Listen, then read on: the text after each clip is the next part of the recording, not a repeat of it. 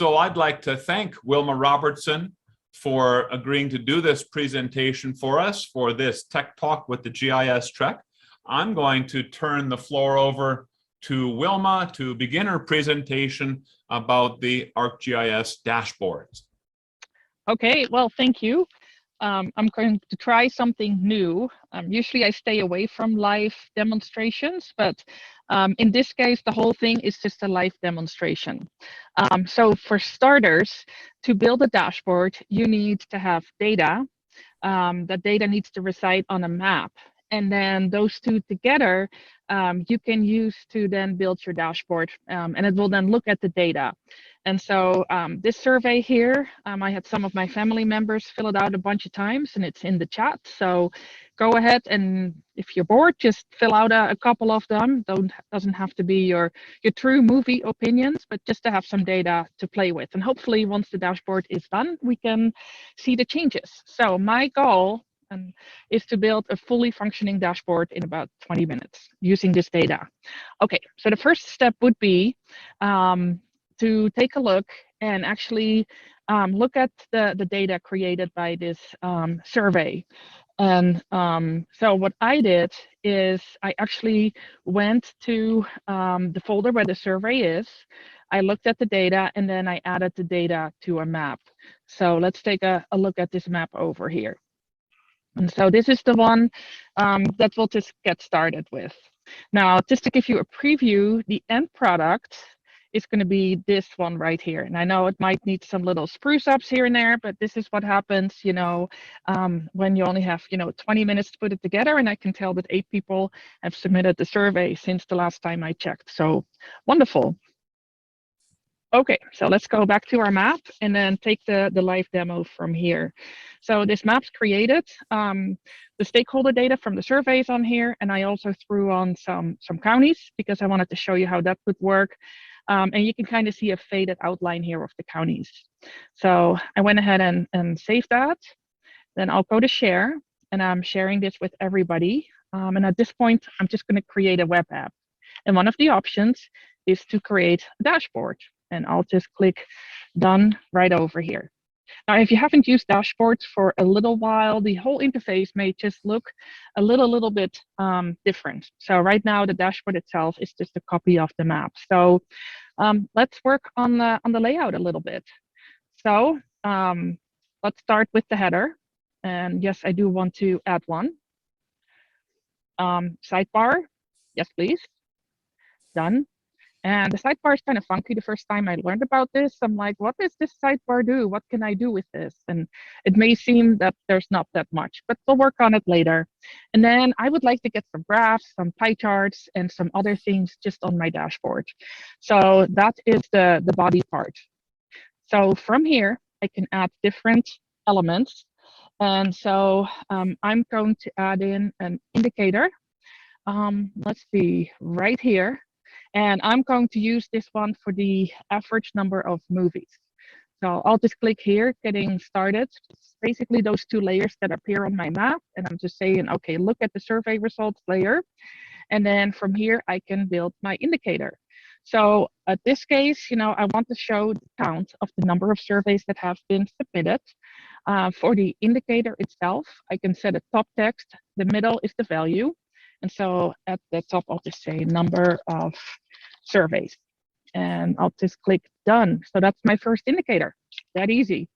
I would like to put in another indicator showing the average number of movies that people would like to see. So I could click on add element and just add in another indicator, or I can go ahead and duplicate this one, then open it up, configure it.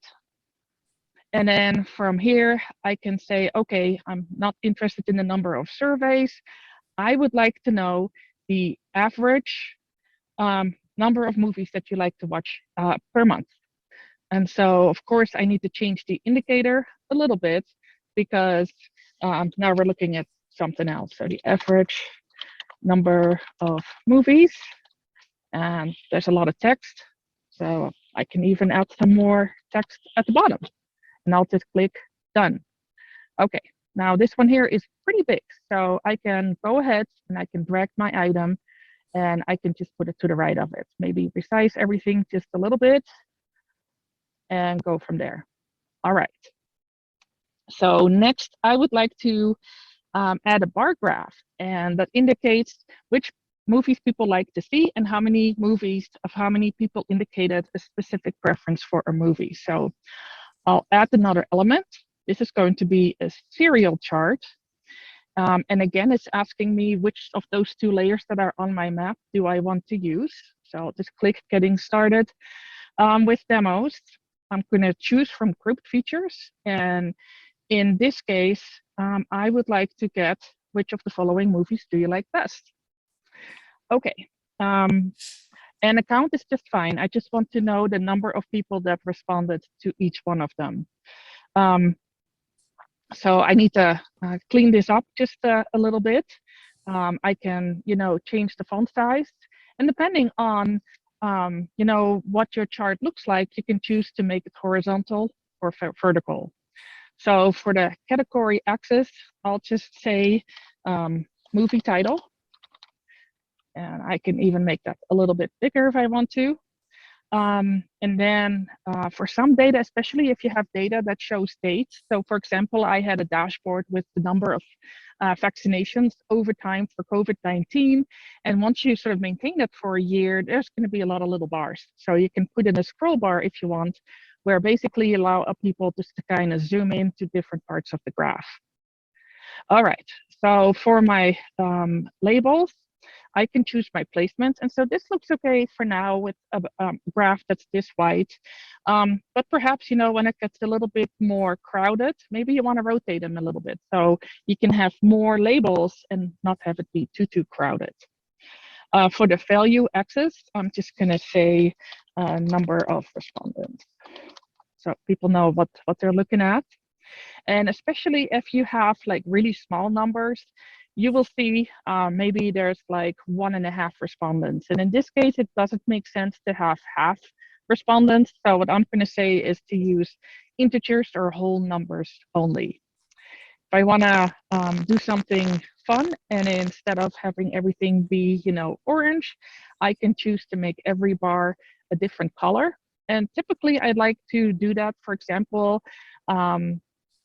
when I was working on the COVID dashboards, and maybe have different counties, and you have maybe different places where you sort of those counties show up, you can kind of just make sure, like, orange is one county, yellow is a different county, and then pull that forward throughout your entire dashboard. So I'm just going to click done here, and there is my chart. Next, I'm going to add in a pie chart. So I'll just click on another element, a pie chart. And I would like to know how many people like seeing a movie and how many don't. So you can already tell it pops up right here. The count is just fine. And it doesn't really matter which fields. Well, it does matter, but as long as I pick a field, doesn't matter. It's just a count. All right, so here for the chart, again, I can change the font size. And what I always like, sometimes it just seems that doesn't quite fit in the box. So if you want, you can kind of change your starting angle, and that kind of helps you make sure that your labels actually sort of fit nicely in where your pie chart ends up. Now, if you want to turn this into a donut, you can do that too.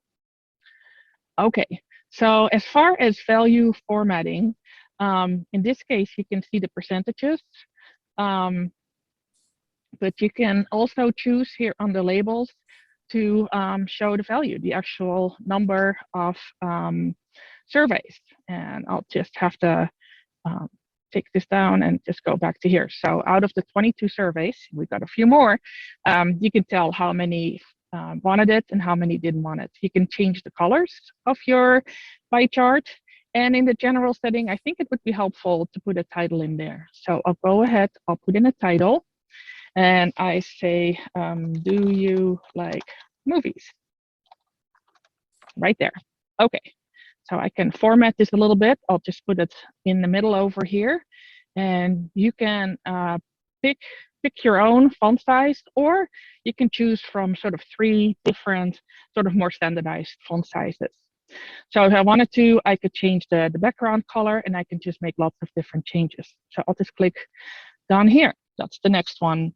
And I think the last thing I wanted to add in here, and let's just kind of organize this just a little bit better. I'll put this underneath there. I'll put this right next to it. I'll take this one and put it right over here. I can make this, a lot smaller. I can make my map a little bit smaller, and then we can go from there. All right. So there's one more element I'd like to add in there, and that is a list. So I will put that on the far right-hand side, and this list is going to show basically some basic information about every survey.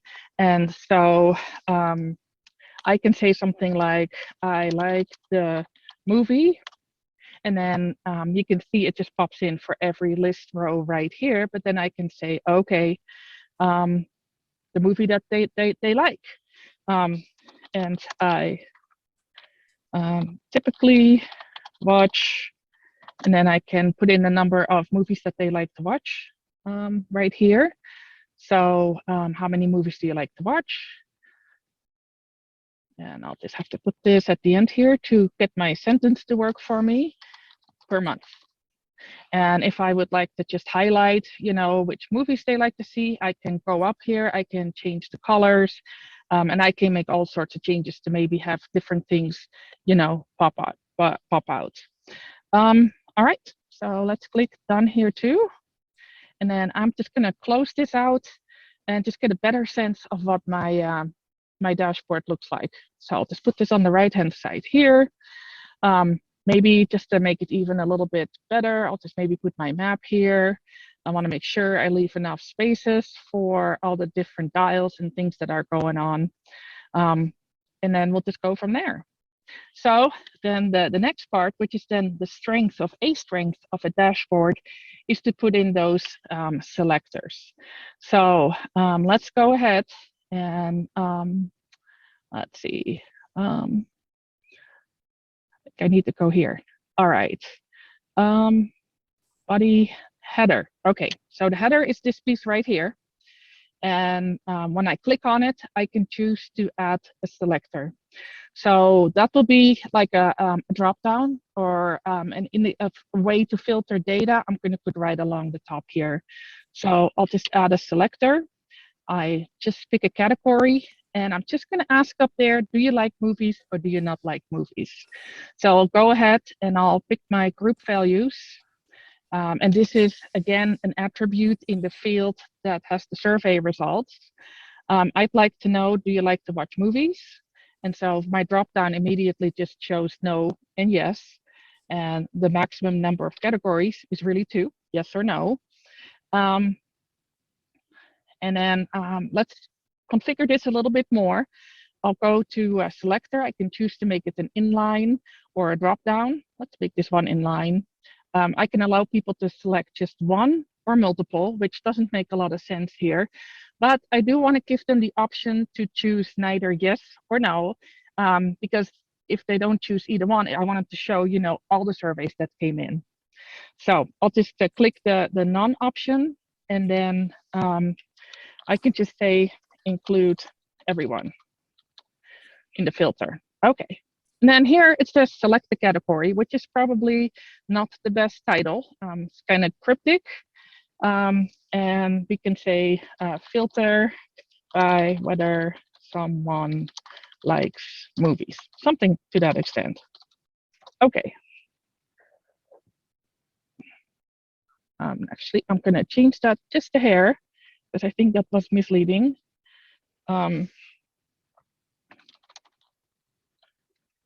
Yeah, like movies. Done. Okay, and then I'm going to put a bunch of selectors over here. So the first one that I want to put in is to see what their favorite movie is. And so now I'm working on this sidebar right here, and I need to click there to find the add selector. So I'm going to add a new category selector, my grouped values, again, data from the survey, and I'm going to ask which of the following movies do you like best? Okay, and I think we only have like 10 or so 12 should definitely cover it. I'll go to my selector and I'm just going to say filter by favorite movie. All right, and again, I have different options on how to present that. So usually I use drop downs, but maybe for this one, I'll just use the inline. I can make them buttons or I can make them a list. No, let's just do buttons. I can allow people to select multiple or single. And then I do want to have a none option because I also would like to see the data just not filtered by the movie that people like. So shows, oh, here, show all surveys. Okay, I'll click done here. So that's the first one. Then I'd like to add in another selector, and that is going to be a number selector. So I would like to filter maybe by how many movies people like to watch per month. And then if I filter on it, then perhaps I can see maybe it's the Star Wars people that like to see a lot of movies or not. Filter by number of movies per month. And again, I can pick how I want to do that, but I'd like to put in a range. So they can put in like a minimum and a maximum that they'd like to put in there. So I'll just put in a combination so you can see how both of them work. Then it's basically, you can see here, it goes from 0 to 100, which is kind of silly based on the data that we've already seen. So I can use statistics, and I'm just going to use the data, the maximum and minimum from the field. How many movies would you like to see? And so indeed, there's one of you who likes to watch 168 movies per month. That is like, what is it, 6 a day? But okay, good for you. All right, I'll just click done on this one. And then I would like to add in one more selector. And this is why I added in the counties, because I want to show you how selections also can impact your map. Okay, so one more selector. I'll pick a category, a grouped value, and this time I'll just pick the counties. And I'd like to see the name. And just like before, I would like the none option to show all counties. And for my label, I'll just say pick a county. And you can standardize this and clean it up if you don't have to do it in, 20 minutes. So I'll just click on here. And I am thinking that we are in pretty good shape here. So I'll just go ahead and I'll save my dashboard.